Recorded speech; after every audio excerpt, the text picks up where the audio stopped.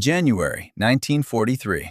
A cold evening somewhere in the Suffolk countryside. A black American soldier stands outside an English pub, his hand resting on the door. He is 6'2". He wears the uniform of the United States Army. He grew up in Birmingham, Alabama.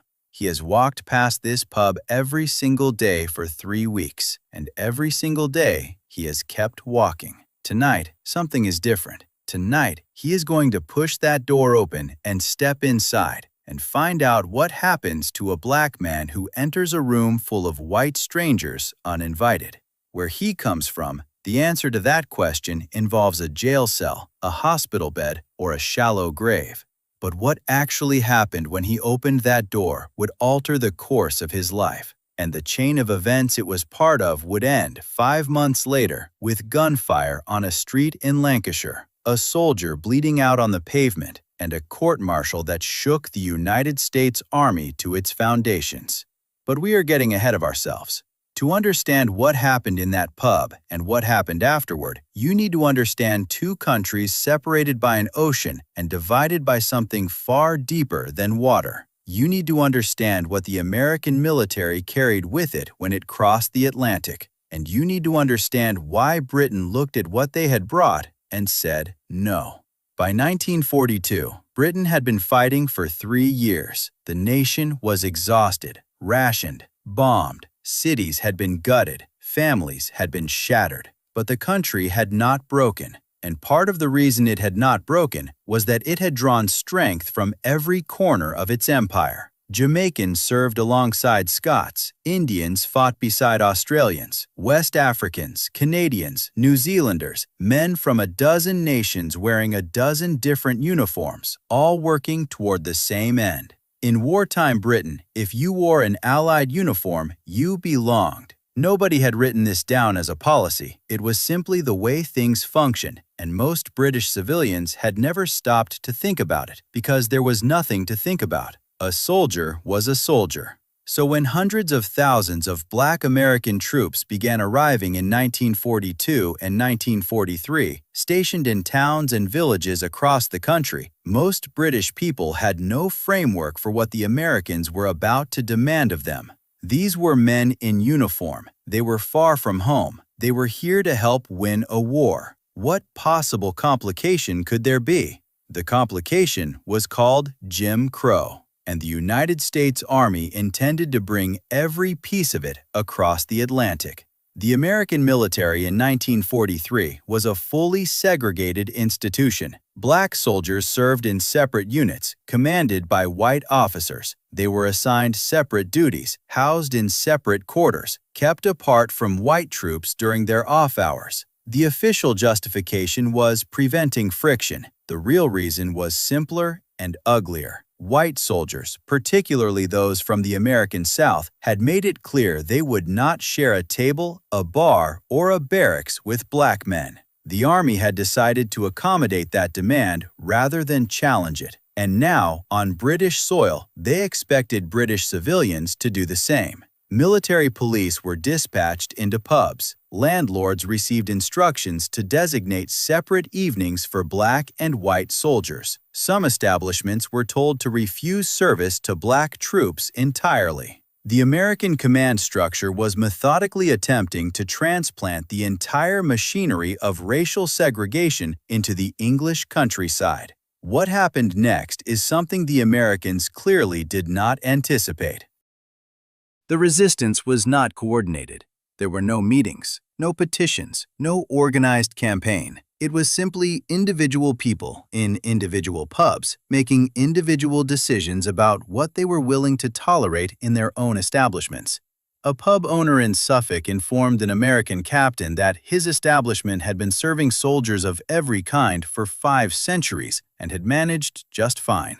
A landlord in Lancashire told a military police officer that the only color he concerned himself with was the color of a man's money. A landlord in Yorkshire said nothing at all. He just pointed at the door. The officer left. The pub carried on. Beneath these small acts of defiance was a collision between two fundamentally incompatible ideas about what a uniform means. In America, a soldier's race dictated nearly everything about his experience in the military, where he slept, where he ate, where he was permitted to spend his evenings. In Britain, the uniform settled the matter. The notion that it did not struck most British civilians as not merely unjust, but genuinely bewildering. Now, think about what this meant for the men on the receiving end of that bewilderment. Picture a man in his mid-20s who has spent his entire life under a system engineered to keep him perpetually on edge around white people. Every interaction calculated, every word measured, every glance assessed for threat. This vigilance was so constant, so unrelenting, that most men who lived under it stopped noticing it, the same way you stop hearing a noise that never ceases, until it stops. And then the silence hits you like a physical force. That soldier in Suffolk pushed open the pub door on that January evening. 23 white faces turned toward him. The room went quiet. He stood in the doorway and waited, and the man behind the bar looked at him and said, in a voice that carried across the entire room, "Evening, soldier. What will you have?" That was it. A publican in Suffolk asking a man what he wanted to drink. For a man from Birmingham, Alabama, it was the most extraordinary moment of his life. The landlord served him without hesitation, told him the first one was on the house, moved on to the next customer as though nothing remarkable had occurred. 20 minutes later, an elderly man in his late 70s crossed the room and sat down on the stool beside him. Retired railway worker, veteran of the Somme. He extended his hand and said, "Arthur Peaton, worked the railway 47 years. What are you drinking?" They talked for an hour about supply chains and the fighting in North Africa, about whether English beer would ever appeal to an American palate, about the old man's grandson serving with the Royal Engineers somewhere in the desert, 3 months without a letter home. The soldier later wrote that it was the first time in his adult life he had sat in a room full of white people and felt, in any real sense, relaxed. That sentence deserves a moment of stillness. The first time in his adult life that he had felt relaxed in the presence of white people. He was in his mid-20s, an entire lifetime of tension he had stopped even recognizing until it was suddenly, inexplicably, absent. But the warmth of those pub evenings existed alongside a growing tension that could not hold forever. And it did not hold. It broke apart on a Lancashire street, and the breaking was violent. In the summer of 1943, soldiers from the 1511th Quartermaster Truck Regiment, a black unit, were stationed near the town of Bamber Bridge, just outside Preston. The local pubs had welcomed them.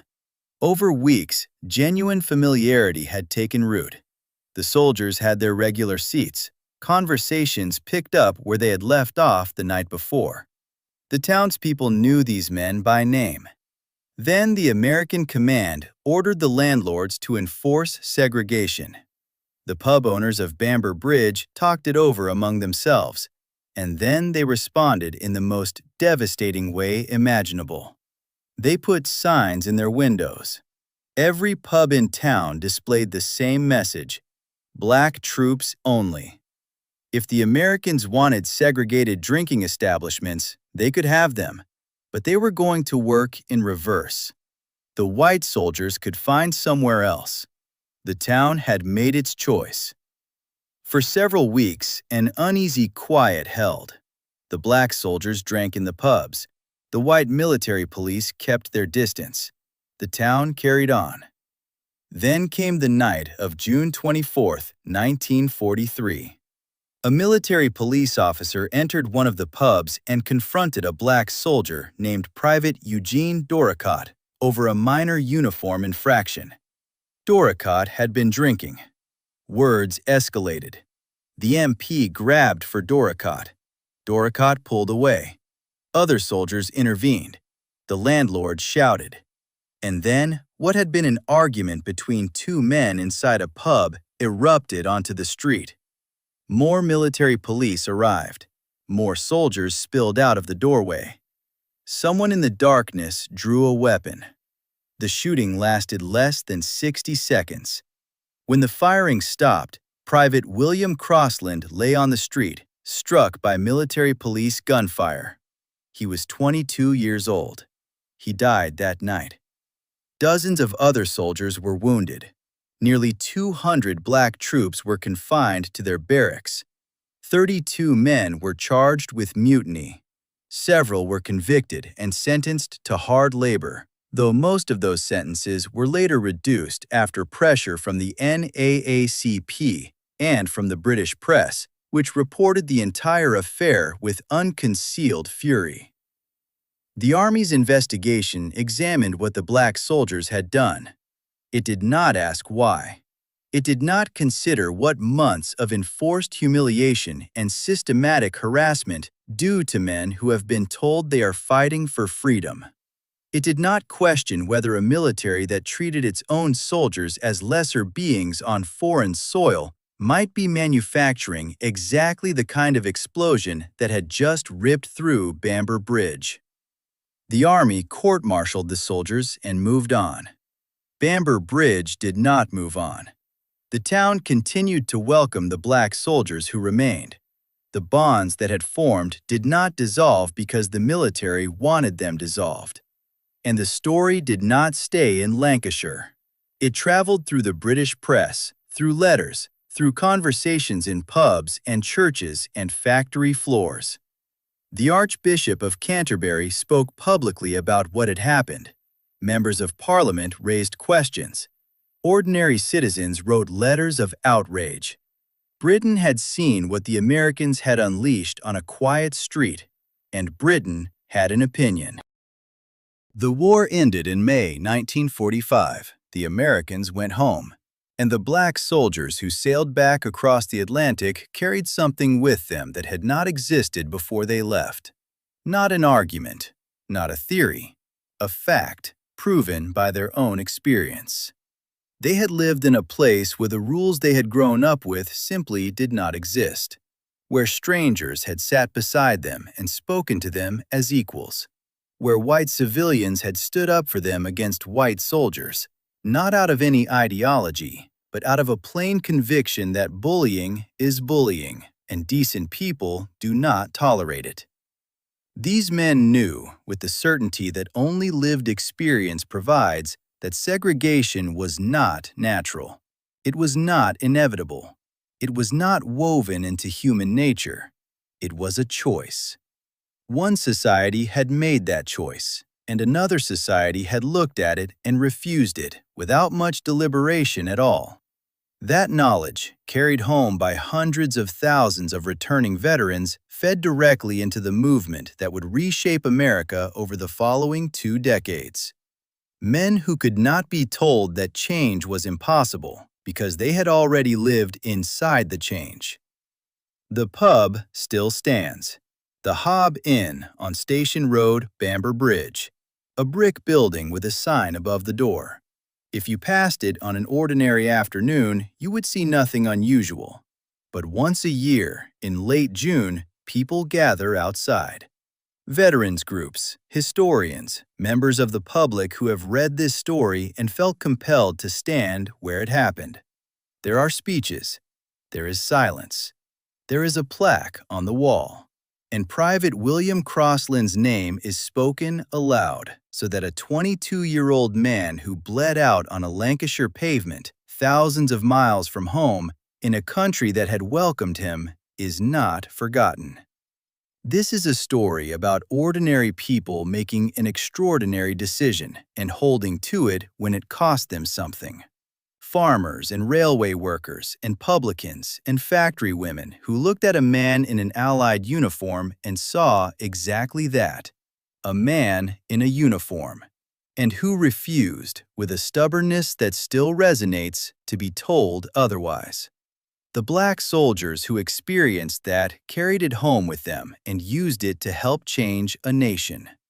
It should never have been remarkable. A drink offered, a seat taken, a question asked. But it was remarkable. And neither the men who lived it nor the towns that showed it to them ever forgot.